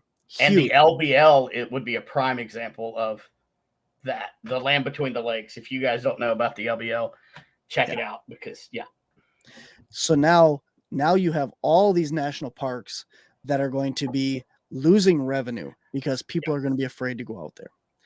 Number two, you have all the people that are crazy that are going to go out and try and kill and shoot one of these things. yes. And that falls right in there as well. So now you're going to have all these people running around the woods shooting each other, thinking Yep. that they're going to get a Bigfoot. They're going to shoot themselves trying to get to this. You have a Right. mass problem.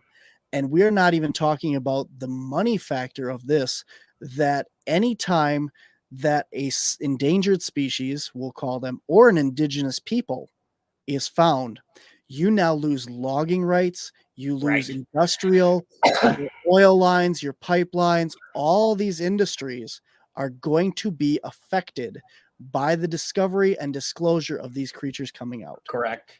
And as much as it's sick and disgusting, it's money. Oh, The yeah. government will not tell you any of this because somebody is financing them. The oil industry, the logging industry is something to fund these politicians and these organizations to say, hey, you keep your mouth shut about this and we'll finance your next campaign so that we can keep logging, we can keep mining, we can keep oil and drilling. That is Yes. exactly why you're not hearing about this. So many people come out of national parks and stuff and they say, we saw Bigfoot, and the park ranger goes, yeah, what do you want me to do about it? Right. They know that they're out there, Oh, and they yeah. can't talk about it, until you report and say, that's a good idea. Go up to a park ranger and tell him you saw something and see what he does. Whether you saw Yep. something or not, say you saw one and see what they say. Ask him, hey, I saw this huge bear walking on its hind legs. See what he does. Yep. I think that's interesting. Another thing that I've always thought was interesting, President Roosevelt, wrote in his book about a sighting that he had not personally, but that was reported to him of a Sasquatch creature. Mhm. Teddy Roosevelt was also a big hunter, always outdoorsman and stuff. And he was the one that started the National Parks Foundation Right. and started creating all of these national parks. There Yep. is a huge theory out there that all of these national parks were created as basically, you know, like you have all your Native Americans and stuff are put on little tribe lands, and Yep. this is your tribe land. Yep. That's what the national parks are for these creatures. All of your national parks, maybe not all of them, all these national parks out there were created as refuges for these creatures. So, right. I mean, it is what it is. And now, my elder and I have a very good theory on Sasquatch and their brain, and the reason why they are able to. And again, this is just theory, but the reason why they're able to resonate and all this is our brains. It caught back up with me. I was doing so well on this podcast. On this podcast, it's welcome to the podcast. So, our brains are split into left brain, right brain. Their brains are not. It's just one solid brain, which gives them the use of both sides at the same time, which would allow them to, let's say, they're interdimensional beings. It would allow them to vibrate and phase in such a way that they can go interdimensional. And he thinks that when we separated from Sasquatch, and they stayed out there, and we went in here is when our brain started to develop left and right brain to evolve into what we need here, like architecture and stuff like that. So I don't know. That's one theory we have. What do you like? Do you think they're interdimensional? First of all.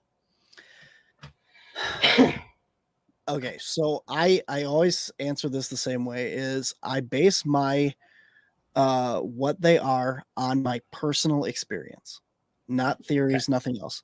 From what I personally have experienced with Bigfoot, and I believe that I've encountered them on at least 3 to 4 separate times, places, and had encounters with them. It is all flesh and blood. Everything that they have done and shown me and experienced is a flesh and blood creature. Mm-hmm. Whether that creature can phase out like a person and go to a different dimension, or it goes up in an interdimensional spaceship, interplanetary spaceship, I don't know. But I do know that when they're here on Earth, for the times that they interact, they are flesh and blood at time. So I'm going to lean towards more of a primitive, right, Homo species, hominid species of, the primate human lineage. I think that's where they're going to fall. And also, there's another theory that I've heard that's out there that the reason why you can't find the bones of the creature is they will pick up a tree, pull it completely out, bury their dead under it, and put the tree back. I have not heard that one. This goes around a lot of the Native American stories. Mm-hmm. So I thought, and I have not heard a lot of people talk about it, so I thought I would throw that one at you in case you ever wanted to go down that rabbit hole. But do you suppose, or have you heard that they turn it upside down when they put it back, or do they put it back in roots first again? Roots first. Okay. Because we do hear the stories of them turning trees upside down and the root ball is up in the air. And then, now we have this story. So I don't know. I mean, this is an old story. Could it be upside down? Sure. Could it be? It's just a story, and it's one that I grew up hearing.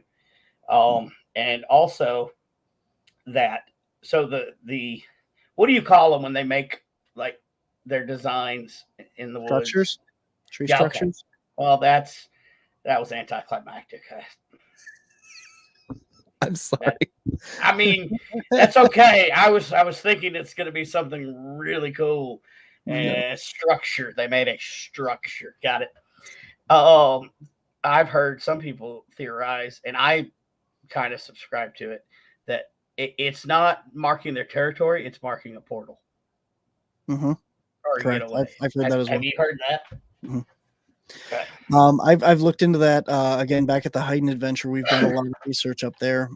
We've made a lot of interesting comparisons with stick structures. But the problem is they follow suit on that property between one structure to another, to another, to another. But when you try and use that same logic and theory in a different location, a different part of Wisconsin or elsewhere, it doesn't necessarily follow through. For example, we've worked I do a whole presentation comparing and contrasting public property in Rhinelander, Wisconsin, where we had a whole bunch of stuff happen back in 2020, and then private property of the Hayden Adventure, 80 acres, nobody's there, no trespassing, trail cameras all over. We know everything that's happened there. Okay. So I compare and contrast these two areas. We have found stick structures at both sites, and we find these like teepee structures at both sites. The teepee structures on the Hayden Adventure property, if you look at the ground, if you look at the structure and you draw out every branch, every stick that's coming off of that, and then you look at the ground, the main one stick in the middle is like the game trail that you walk down to get to the structure. And then all the sticks coming off of that structure are game trails leading off of there, like a map. Okay. Right. This follows suit to 3 or 4 of the big structures that we found on Hayden. The ones at Rhinelander do not match this at all. Huh. Coincidence? I don't know. But certain things like that. We also noticed on the Hayden Adventure property that it's a hunting property. This is how, like I said in the beginning of the show, for anybody that missed it, 80 acres, private property. They had three game camera photos. The middle one showed what they thought was a Bigfoot. And ever since then, they've been researching Bigfoot on this property. So it originally was hunting. And so they have hunting stands all over the property, shooting lanes all over the property. Wherever he had a hunting stand, a deer stand in there, within probably about 50-foot perimeter of there, we can find a stick structure. Okay. And it's typically kind of behind the structure to one side or the other. Or the stick structure is behind the deer stand to one side or the other. Right. Like the creature was sitting back there watching Craig or one of the other hunters that came onto the property and was bored and was just building these little structures to kill time or to mark, hey, he's in there. You know, we also found X's made out of sticks by a lot of the areas where Craig had put trail cameras on the property. Okay. Even up against the tree itself where the trail camera was. So they were marking these as this is, you know, something to look into. But you don't see this stuff on obviously the public land because you don't have trail cameras and stuff like that. Right. But very interesting things like that we were able to, by studying. We've been out there for 4 years now working on this property. Unfortunately, Craig passed away in 2021. He had thyroid cancer, and he passed away. He was diagnosed in October, died the end of April. It was really fast, and you know, we had so much good time with him out in 2020. So much good research, an amazing guy. And that was the convention that we were just at this weekend, was the one that he had started and stuff. So we're trying to carry on his legacy and stuff as much as possible and continue the research that they were doing out there. But we've had amazing opportunity to work on this property and study everything so much in depth of, you know, all the stuff that was out there. So now there's another thing here up in the mountains, the Blue Ridge Mountains where I live, and up through the Appalachians, that you know, you've got generational homesteads where people gets passed down to family member to family member to family member, and a lot of them report that they have generational Sasquatch family that live on their property, and they kind of coexist. And have you heard similar stories elsewhere of where, you know, because people will tell you, like, don't go back there right now, you know, the Sasquatch are eating or whatever, you know?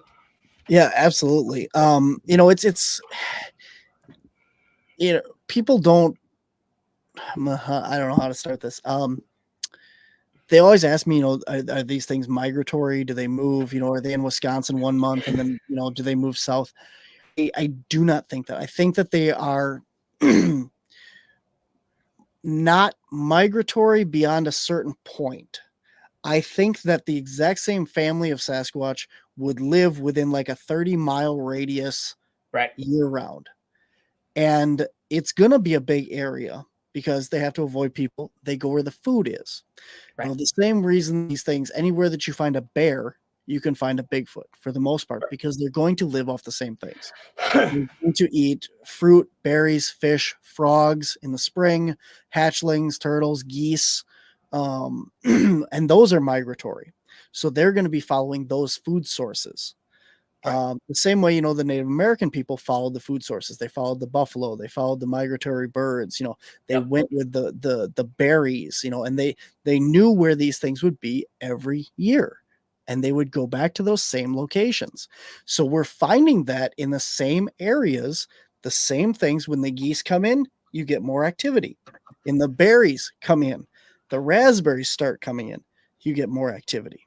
So it's definitely that. And you have those different activities, but always on the same property. That's why they come back to the same property, because they know that there's food, shelter, water, etc. in those areas. As far as the question, have I tried doing gifting with any of these Bigfoot? We have tried several things up at the Hayden property specifically. I'm going to shout out again. You go to our YouTube page, Wisconsin Caps, Wisconsin spelled out CAPS, on YouTube. Subscribe, please subscribe. And we have an entire series called Finding Hayden. And what that is half-hour documentaries of specific things over time that we have done at Hayden. So different experiments that we have done, it takes you through the setup of the experiment, what we were attempting, and how it turned out. And they're broken down. Each season is like a year. We're running now about 3 years behind, because season 1 came out during the second year that we were up there. And season 2 is just coming out now, and we're already in research season 4. But there is so much stuff that we are doing and working on up there. But gifting, we tried the very first weekend up there, we tried doing peanut butter and apples. And real quick, I'll tell you the peanut butter jar story. We put up peanut butter jars. We hung it on this big 20-foot teepee structure that they built. And we hung one off of there with paracord. So it's a very strong, not breakable cord and stuff. I made a mistake, because when I hung it, we actually were getting whoops, the audio coming from the other property next door. And instead of drilling a hole through the jar like the other one I did on a different part of the property, I tied it around the lid, or the top of the jar. Right. So Right. We came back, the jar is completely gone. Okay, so it popped out of the loop, but it's gone. It is not within 10 feet of there. It is not within 50 feet. It's gone. Okay, so we did it again. I drilled a hole through the top of the peanut butter jar, the lip of the jar, left the lid off, hung it from the teepee. Came back, peanut butter jar is gone. Completely gone. Nothing on trail camera. No evidence of what came and took this jar. It's there in one trail camera image. It's gone in the next. Okay. We have a trail camera 10 feet away from this thing, shooting right at it. And sometimes we had 2 trail cameras. Okay. And yeah. Then, what if it had been a cat or something of that nature? You would presumably get it on the trail cam, correct? The trail camera, raccoons, deer, everything. Getting animals. I don't want to get that. We are getting animals on these trail cameras. You can go check this all out. First episode of Finding Hayden on YouTube. So you see all this stuff. Because I'm leaving out some details and stuff, like you said, But the third jar we took up there, and I got smart, and I put a tracker on the bottom of it. I electrical taped it on there. Yeah. I got it all on there nice and tight. I double checked it, triple checked it. It worked. It comes up on your phone. You can track where this chip is. Came back, the jar was empty, still hanging on the tree. See now, okay. Now hang on. I'm going to tell you one more thing. Yep. We waited until fall, when there was no ground cover, nothing. We took 3 or 4 members of my team, and we search patterned the property. We have yet to find. Now there's 3 or 4 completely missing peanut butter jars. Right. They are nowhere on that property. We have yet to find any of the missing jars. They do not exist. So if a raccoon took it, even if a bear took it, they would chew it up. They would leave plastic remains. There is nothing. There is no jars to be found anywhere on their property. And see, okay, so the first 2 peanut butter jars, I could go either way, right? Mm-hmm. But the third with the tracker and the intelligence it would take to go, there's something wrong with this one, but I want what's in it. And we do know exactly what happened to that one because we have video and pictures of raccoons and squirrels going in it and eating it. So if they were the ones that took the first one, they would have left it there. Right. If this was or you would have had pictures. Exactly. So we have complete documentation of the tracker peanut butter jar hung off the teepee, being eaten out of, and still there when we came back. Completely licked clean, but still intact, still there. All in the episode, you can see it. Still can't find those other jars, though.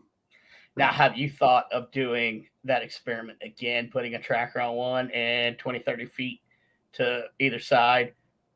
Well, I guess you would have to use their structure, right? Is that what you were doing, right? Possibly. We were trying to get them where they were, but that was first year that we were out there. We've moved on we've done a lot of different gifting things. We've left other food. We've left bananas. We have we have rocks with painted dots on them. We have Hot Wheels and Matchbox cars that emulate our vehicles. And we have had really cool stuff happen with the van, which is my vehicle out there. Happened. That's in the Stumped episode. You can see this van is picked up and moved. It couldn't have rolled where it was. It couldn't have been knocked, couldn't have blown. It was physically picked up and moved by something with hands. Right. That's all on YouTube. You can check that out and so much more. We've gotten thermal images or possibly a thermal video up there. We've gotten a trail camera image up there, all in season 1 so far. I've watched a little bit on your YouTube, but I do plan on sitting and binge watching. It's very fascinating. Definitely, please, if you have not already gone and subscribed to their website, Wisconsin Caps, go subscribe because this is awesome. Yeah, we got UFOs, paranormal, Bigfoot. If you're not into cryptids and you're watching this show, if you're into aliens, if you're not into aliens, there's something. I mean, like I said, we pick kind of a topic and do it for that year, and then we release a big documentary on it. The main documentary series comes out 1 hour documentary every 2 months. So we put out 6 a year. Here's a good question. Have you been in contact with one and lost time?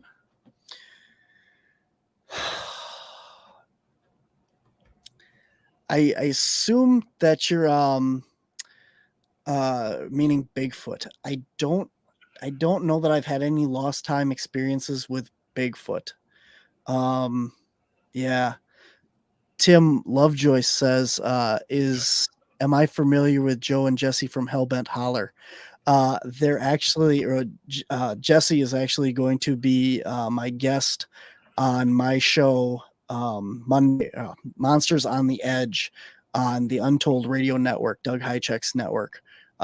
She's going to be on my show not this week, but next Monday from noon to 1 p.m. Central Time. So I am familiar with her. I actually just got to meet her in person 2 weeks ago at Small Town Monsters Monster Fest in Canton, Ohio. So yes. Yeah, he keeps bringing them up, and they sound so. I'm not as familiar with them. Like I know who she is. I know like some of her stuff. Is she like a granny witch? No. She's younger. She's got black and blue hair, very distinct look, kind of not military, but like vest and tactical looking kind of. Okay. I'll have to look them up. She's got some interesting stuff on portals and that kind of woo side of stuff that I'm really interested in talking to her about. So, yeah. Also, there have been reports of telekinesis with Bigfoot. Apportation? Should I say no? Where they do the ESP and It's a marble. Right. You haven't heard? Oh, you haven't heard about that? That's what I thought we were going with this. No. But yes, tell me. Ronnie LeBlanc is where I first started hearing about this, and then this past weekend I got to, as I said, spend time with Christopher Noel, and both of them are big into this thing. So apparently, Ronnie LeBlanc from Expedition Bigfoot, he asked Bigfoot to give him a marble or something of that nature, and these marbles appeared. And the synchronicity, the reason why I have a marble sitting on my desk is several months ago I had Ronnie on my show. And right after I had scheduled him to come on and got everything set up, I walked down my stairwell over here into my living room, and I stepped on something. And it was this blue marble. And I'm like, now that is not a coincidence, because why do I have a random blue marble in my living room? There's no reason for this, none at all. And then I started thinking, I'm like, man, I just talked to Ronnie, and Ronnie is like, big into these marble things, and now here's this blue marble showed up at my house. So if they can psychically move things, do you think that they also psychically give messages? Or you hear some people when they say that they've been around them, they just see images in their head and they're terrified. I mean, could the Sasquatch, could they use this as a defense mechanism? Definitely. I mean, look at where you're coming from. I know that you do the shamanic and the paranormal side of this, the metaphysical in that. Right. If we as humans are able to communicate with the other side and possibly talk, I mean, like, there are times when, think about your family and stuff, what somebody's thinking before they think it, and that if we have that strong connection, why can't any other animal? Right. If you are trying to stay quiet in the woods and hunt, stalk prey and do these things, wouldn't it behoove you to learn how to communicate mentally, telepathically, or be able to use these skills and actually develop that? We don't use the full capacity of our brains. We don't even know what our brain is capable of, because we've just, the human race has gotten stupider, because now anything that you want to know is right here in your hand, is your phone. We don't even remember phone numbers for our family and friends anymore, because it's a button on our phone. If you had to call, your mom or your friend or whatever, do you know their phone number anymore? No.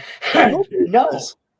And we don't need to. So we're getting dumber as a species. As much as technologically advanced and smarter as we're getting dumber as a species, and we're losing that ability to do the things out in the wild and stuff. So it makes absolute sense that these other creatures, sharks or dolphins or any of these other animals, are able to do that, because they have to for survival. We don't. We have guns. We just shoot whatever bothers us, Right, exactly. Right. So yeah, and I was a firm believer that, and by the way, telekinesis, for some of you that were wondering, that means where you can move stuff with your mind. Telepathy is ESP. Right. Sometimes I throw out big words and I impress myself. Yes. Telekinesis. Exactly.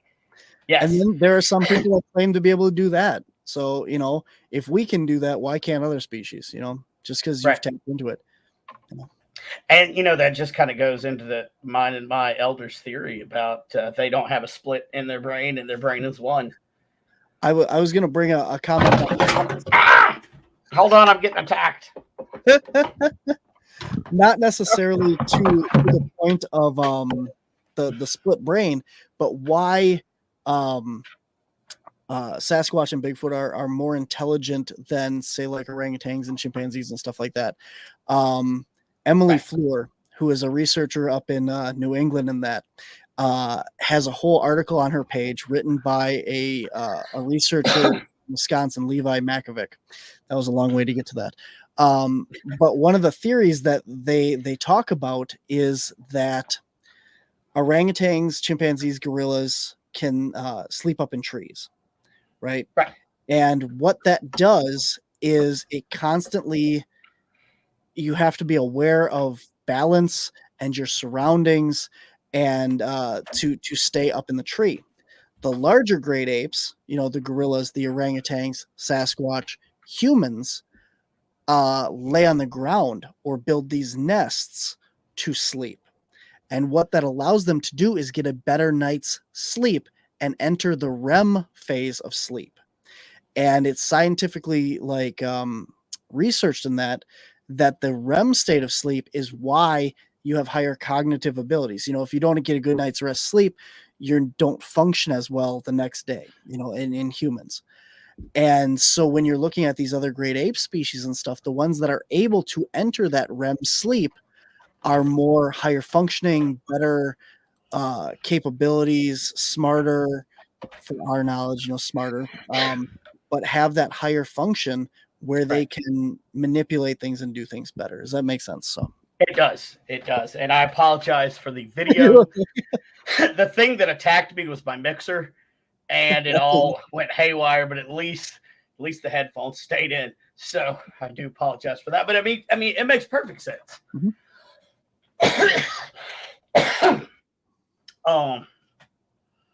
I know we've come up on the 2-hour mark, and I'm thoroughly enjoying our conversation. Absolutely. However, would you mind coming back on and being a return guest sometime in the future? Absolutely. We got to work it out and make it scheduled, but we can do it. Yeah. Yeah, definitely. I have had a blast. I've been excited ever since I had got you booked. Wonderful conversation. So many different directions in a 2-hour show. So much knowledge that you have on multiple levels. It's an honor for me to have you on my show, and it's an honor for me to call you a friend of mine. So thank you. I know you've been super busy, probably exhausted. You probably have more floors. I took a nap before the show. I almost did. I was this close. Like I'm still paranormal. I'm still paranormal hungover from Trans-Allegheny. Yeah, I bet. Yeah. But no, I gotta say to you, I mean, I've been on a lot of shows and a lot of podcasts with some great people, and this has got to be in one of my top favorite episodes that I've done. And the stimulating conversation, it's been an absolutely wonderful conversation, very deep, covering so many different things. And we haven't even gone into anything paranormal really in that. I mean, this is just, it was a phenomenal 2 hours. I really appreciate your time and having me on. Yeah, thank you. And everybody that's listening, subscribing, thank you so much. I appreciate it. My whole team, they're great people. And thank you for checking it out. Wisconsin Crap, YouTube. We're on Instagram, TikTok, Twitter, Facebook, Patreon. I have 2 podcasts, Whispers from the Dark, which is our private show, everything and anything. And then I also host Monsters on the Edge on Untold Radio Network by Doug Hychek. I used to be on a different network and I switched. I keep trying to mess it up, but definitely thank you so much for the support, and thank you, Brandon. It's a great time meeting you at Hoggood Mill Paracon, and had a lot of fun there, a lot of blasts, some great people. You're an awesome guy. Thank you so much for your time and all that you do as well. Well, thank you. And just to put that out there, since you did mention the mill, March 22nd, 23rd, and 24th of 2024, the dates have been released. I'm hoping that we can work it out to have you back down. I would love to have you back as a speaker. Awesome. And I would love to be able to promise you that I'll be on your podcast and waste your time for 3 days trying to chase me. That's a whole other story for the next time. Absolutely. And real quick, where can I know you've got some stuff, some cons coming up, and you had mentioned some, but where can the people find you? We're not really in a hurry because I own the network and I can do what I want. But Like, so where can, they want to come out and get an autograph, get a picture with Definitely, you. man. So coming up this Saturday, I am going to be, myself and a bunch of my team actually are going to be down at the Chicago Paracon. It is in Chicago. I'm sorry, I don't know all the names of these places offhand. Actually, here, what I can do my own show here. Hang on.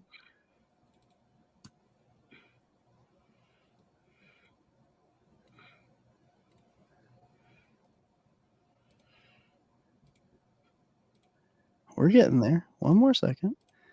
Yeah, there we go. My phone's been going off too, so it's on you. All right, here we go. There we go. Awesome. There Thank it you is. so much, Brandon. Chicago Paranormal Convention, June 17th, noon to 7 p.m. I thought it went till 8. Jack runs this. It's a great event down in Chicago. It is at the Countryside, Illinois, Joliet Road. $1 admission gets you in. Absolutely phenomenal. This will be the 4th event that he's put on. I've done 2 of his first 3, and they've been great. He's not exaggerating. There will be over 80 vendors, 6 speakers. Crazy. It's going to be a great event. Myself, Chad Lewis will be there. If you're familiar with his work, he's a great guy, fun, wealth of knowledge. He's got books. And if you're interested, Chris Fleming will not be speaking, but Chris Fleming will also be there. He has a booth and will be visiting with everybody. And then in September, we head to MI Paracon up in Sault Ste. Marie, Upper Michigan. That is in August. It's a great event. There's a ton of people there. I mean, everybody from Cryptids Paranormal, the Ghost Hunter guys, the Expedition Bigfoot guys, Project Fear. I mean, you name it. If they're in paranormal or Bigfoot shows on television, they're probably going to be at this event. It's huge. We'll be there as well. Midwest Great Lakes Paranormal Conference, Glen Beulah, Wisconsin. Awesome. The Ghost Hunter, Jason Hawes, Adam Berry, Mike Huberty, Lyle Blackburn, Dave Schrader, Sarah Loomis, Shane Pittman. All these people are going to be there. Going to be an awesome multiple day event up in Glen Beulah, Wisconsin. And then CryptidCon in Lexington, Kentucky as well. We are down there. That was the weekend before Thanksgiving, and Lexington, Kentucky. There you go. That's all. You can pull it down. Okay, cool. That's all. That's all. Places. That's all the ones I have to announce now. That's all I'm going to tell you about. I have library talk coming up in Kentucky too, but I don't know when that is. In October. So, right, I'm going to be in a library talking at some point in October. So I just show up at random libraries and start talking. Yeah, I just speak. You know what? Figure it out. If you want to see me, just figure it out. Oh, if you missed any of that, wisconsincaps.com, spell out Wisconsin under my name, click on public events. And all those dates, lists, ticketing, all the links are right there. So you can go right there and check it out. And thank you all, everyone who has tuned in and stayed with us. I don't call you my viewers. I don't call you my fans. I call you my tribe because we're all in this together. If it wasn't for you, it'd just be me and Barnaby talking about stuff, for no apparent reason. So thank you guys so much for watching. Where's Carol? Carol always helps me finish my shit. There it is. I knew she'd put it up. Carol always says, remember to smile. And as I always say before I leave you for another week, it's not about surviving the storm, but it's how you dance in the rain. That's all that matters. Thank you again. If you missed it at the beginning, I have a new Shaman Sundays hat that's out. I just got attacked again. Look at this thing. Look at it. This cat, this podcat. This is the hat, everybody. If you're interested, just shoot me an email. And before I get attacked by anything else, let me get off the air. Lord have mercy. If you want to hang out for just a minute afterwards, be cool. All right, cool. So I love each and every one of you. God, this has been fun. This has been like one of my favorite episodes. Like, it's been a blast. So I'm definitely going to try to have him back on in the future. Go see him if you're close, man. Go see him. Go check him out. Go say hi to his ma, who's the sweetest lady ever. She came out with him to the ParaCon. Barnaby, I know you're in the back, but tell your mama I said hello. She's an amazing, amazing lady. With that being said, if I missed you in the comments tonight, I apologize. I've been trying to do the best I can. I gave Sexy Rexy, the Dragon Slayer, our producer of the evening, off. So if I missed you, I apologize. If you need me for anything, literally anything, reach out. I'll ask some of the people that have reached out. I will talk to you. I don't charge anything for anything that I do. I do it because I love you guys. So with that being said, I've enjoyed this podcast. Good night.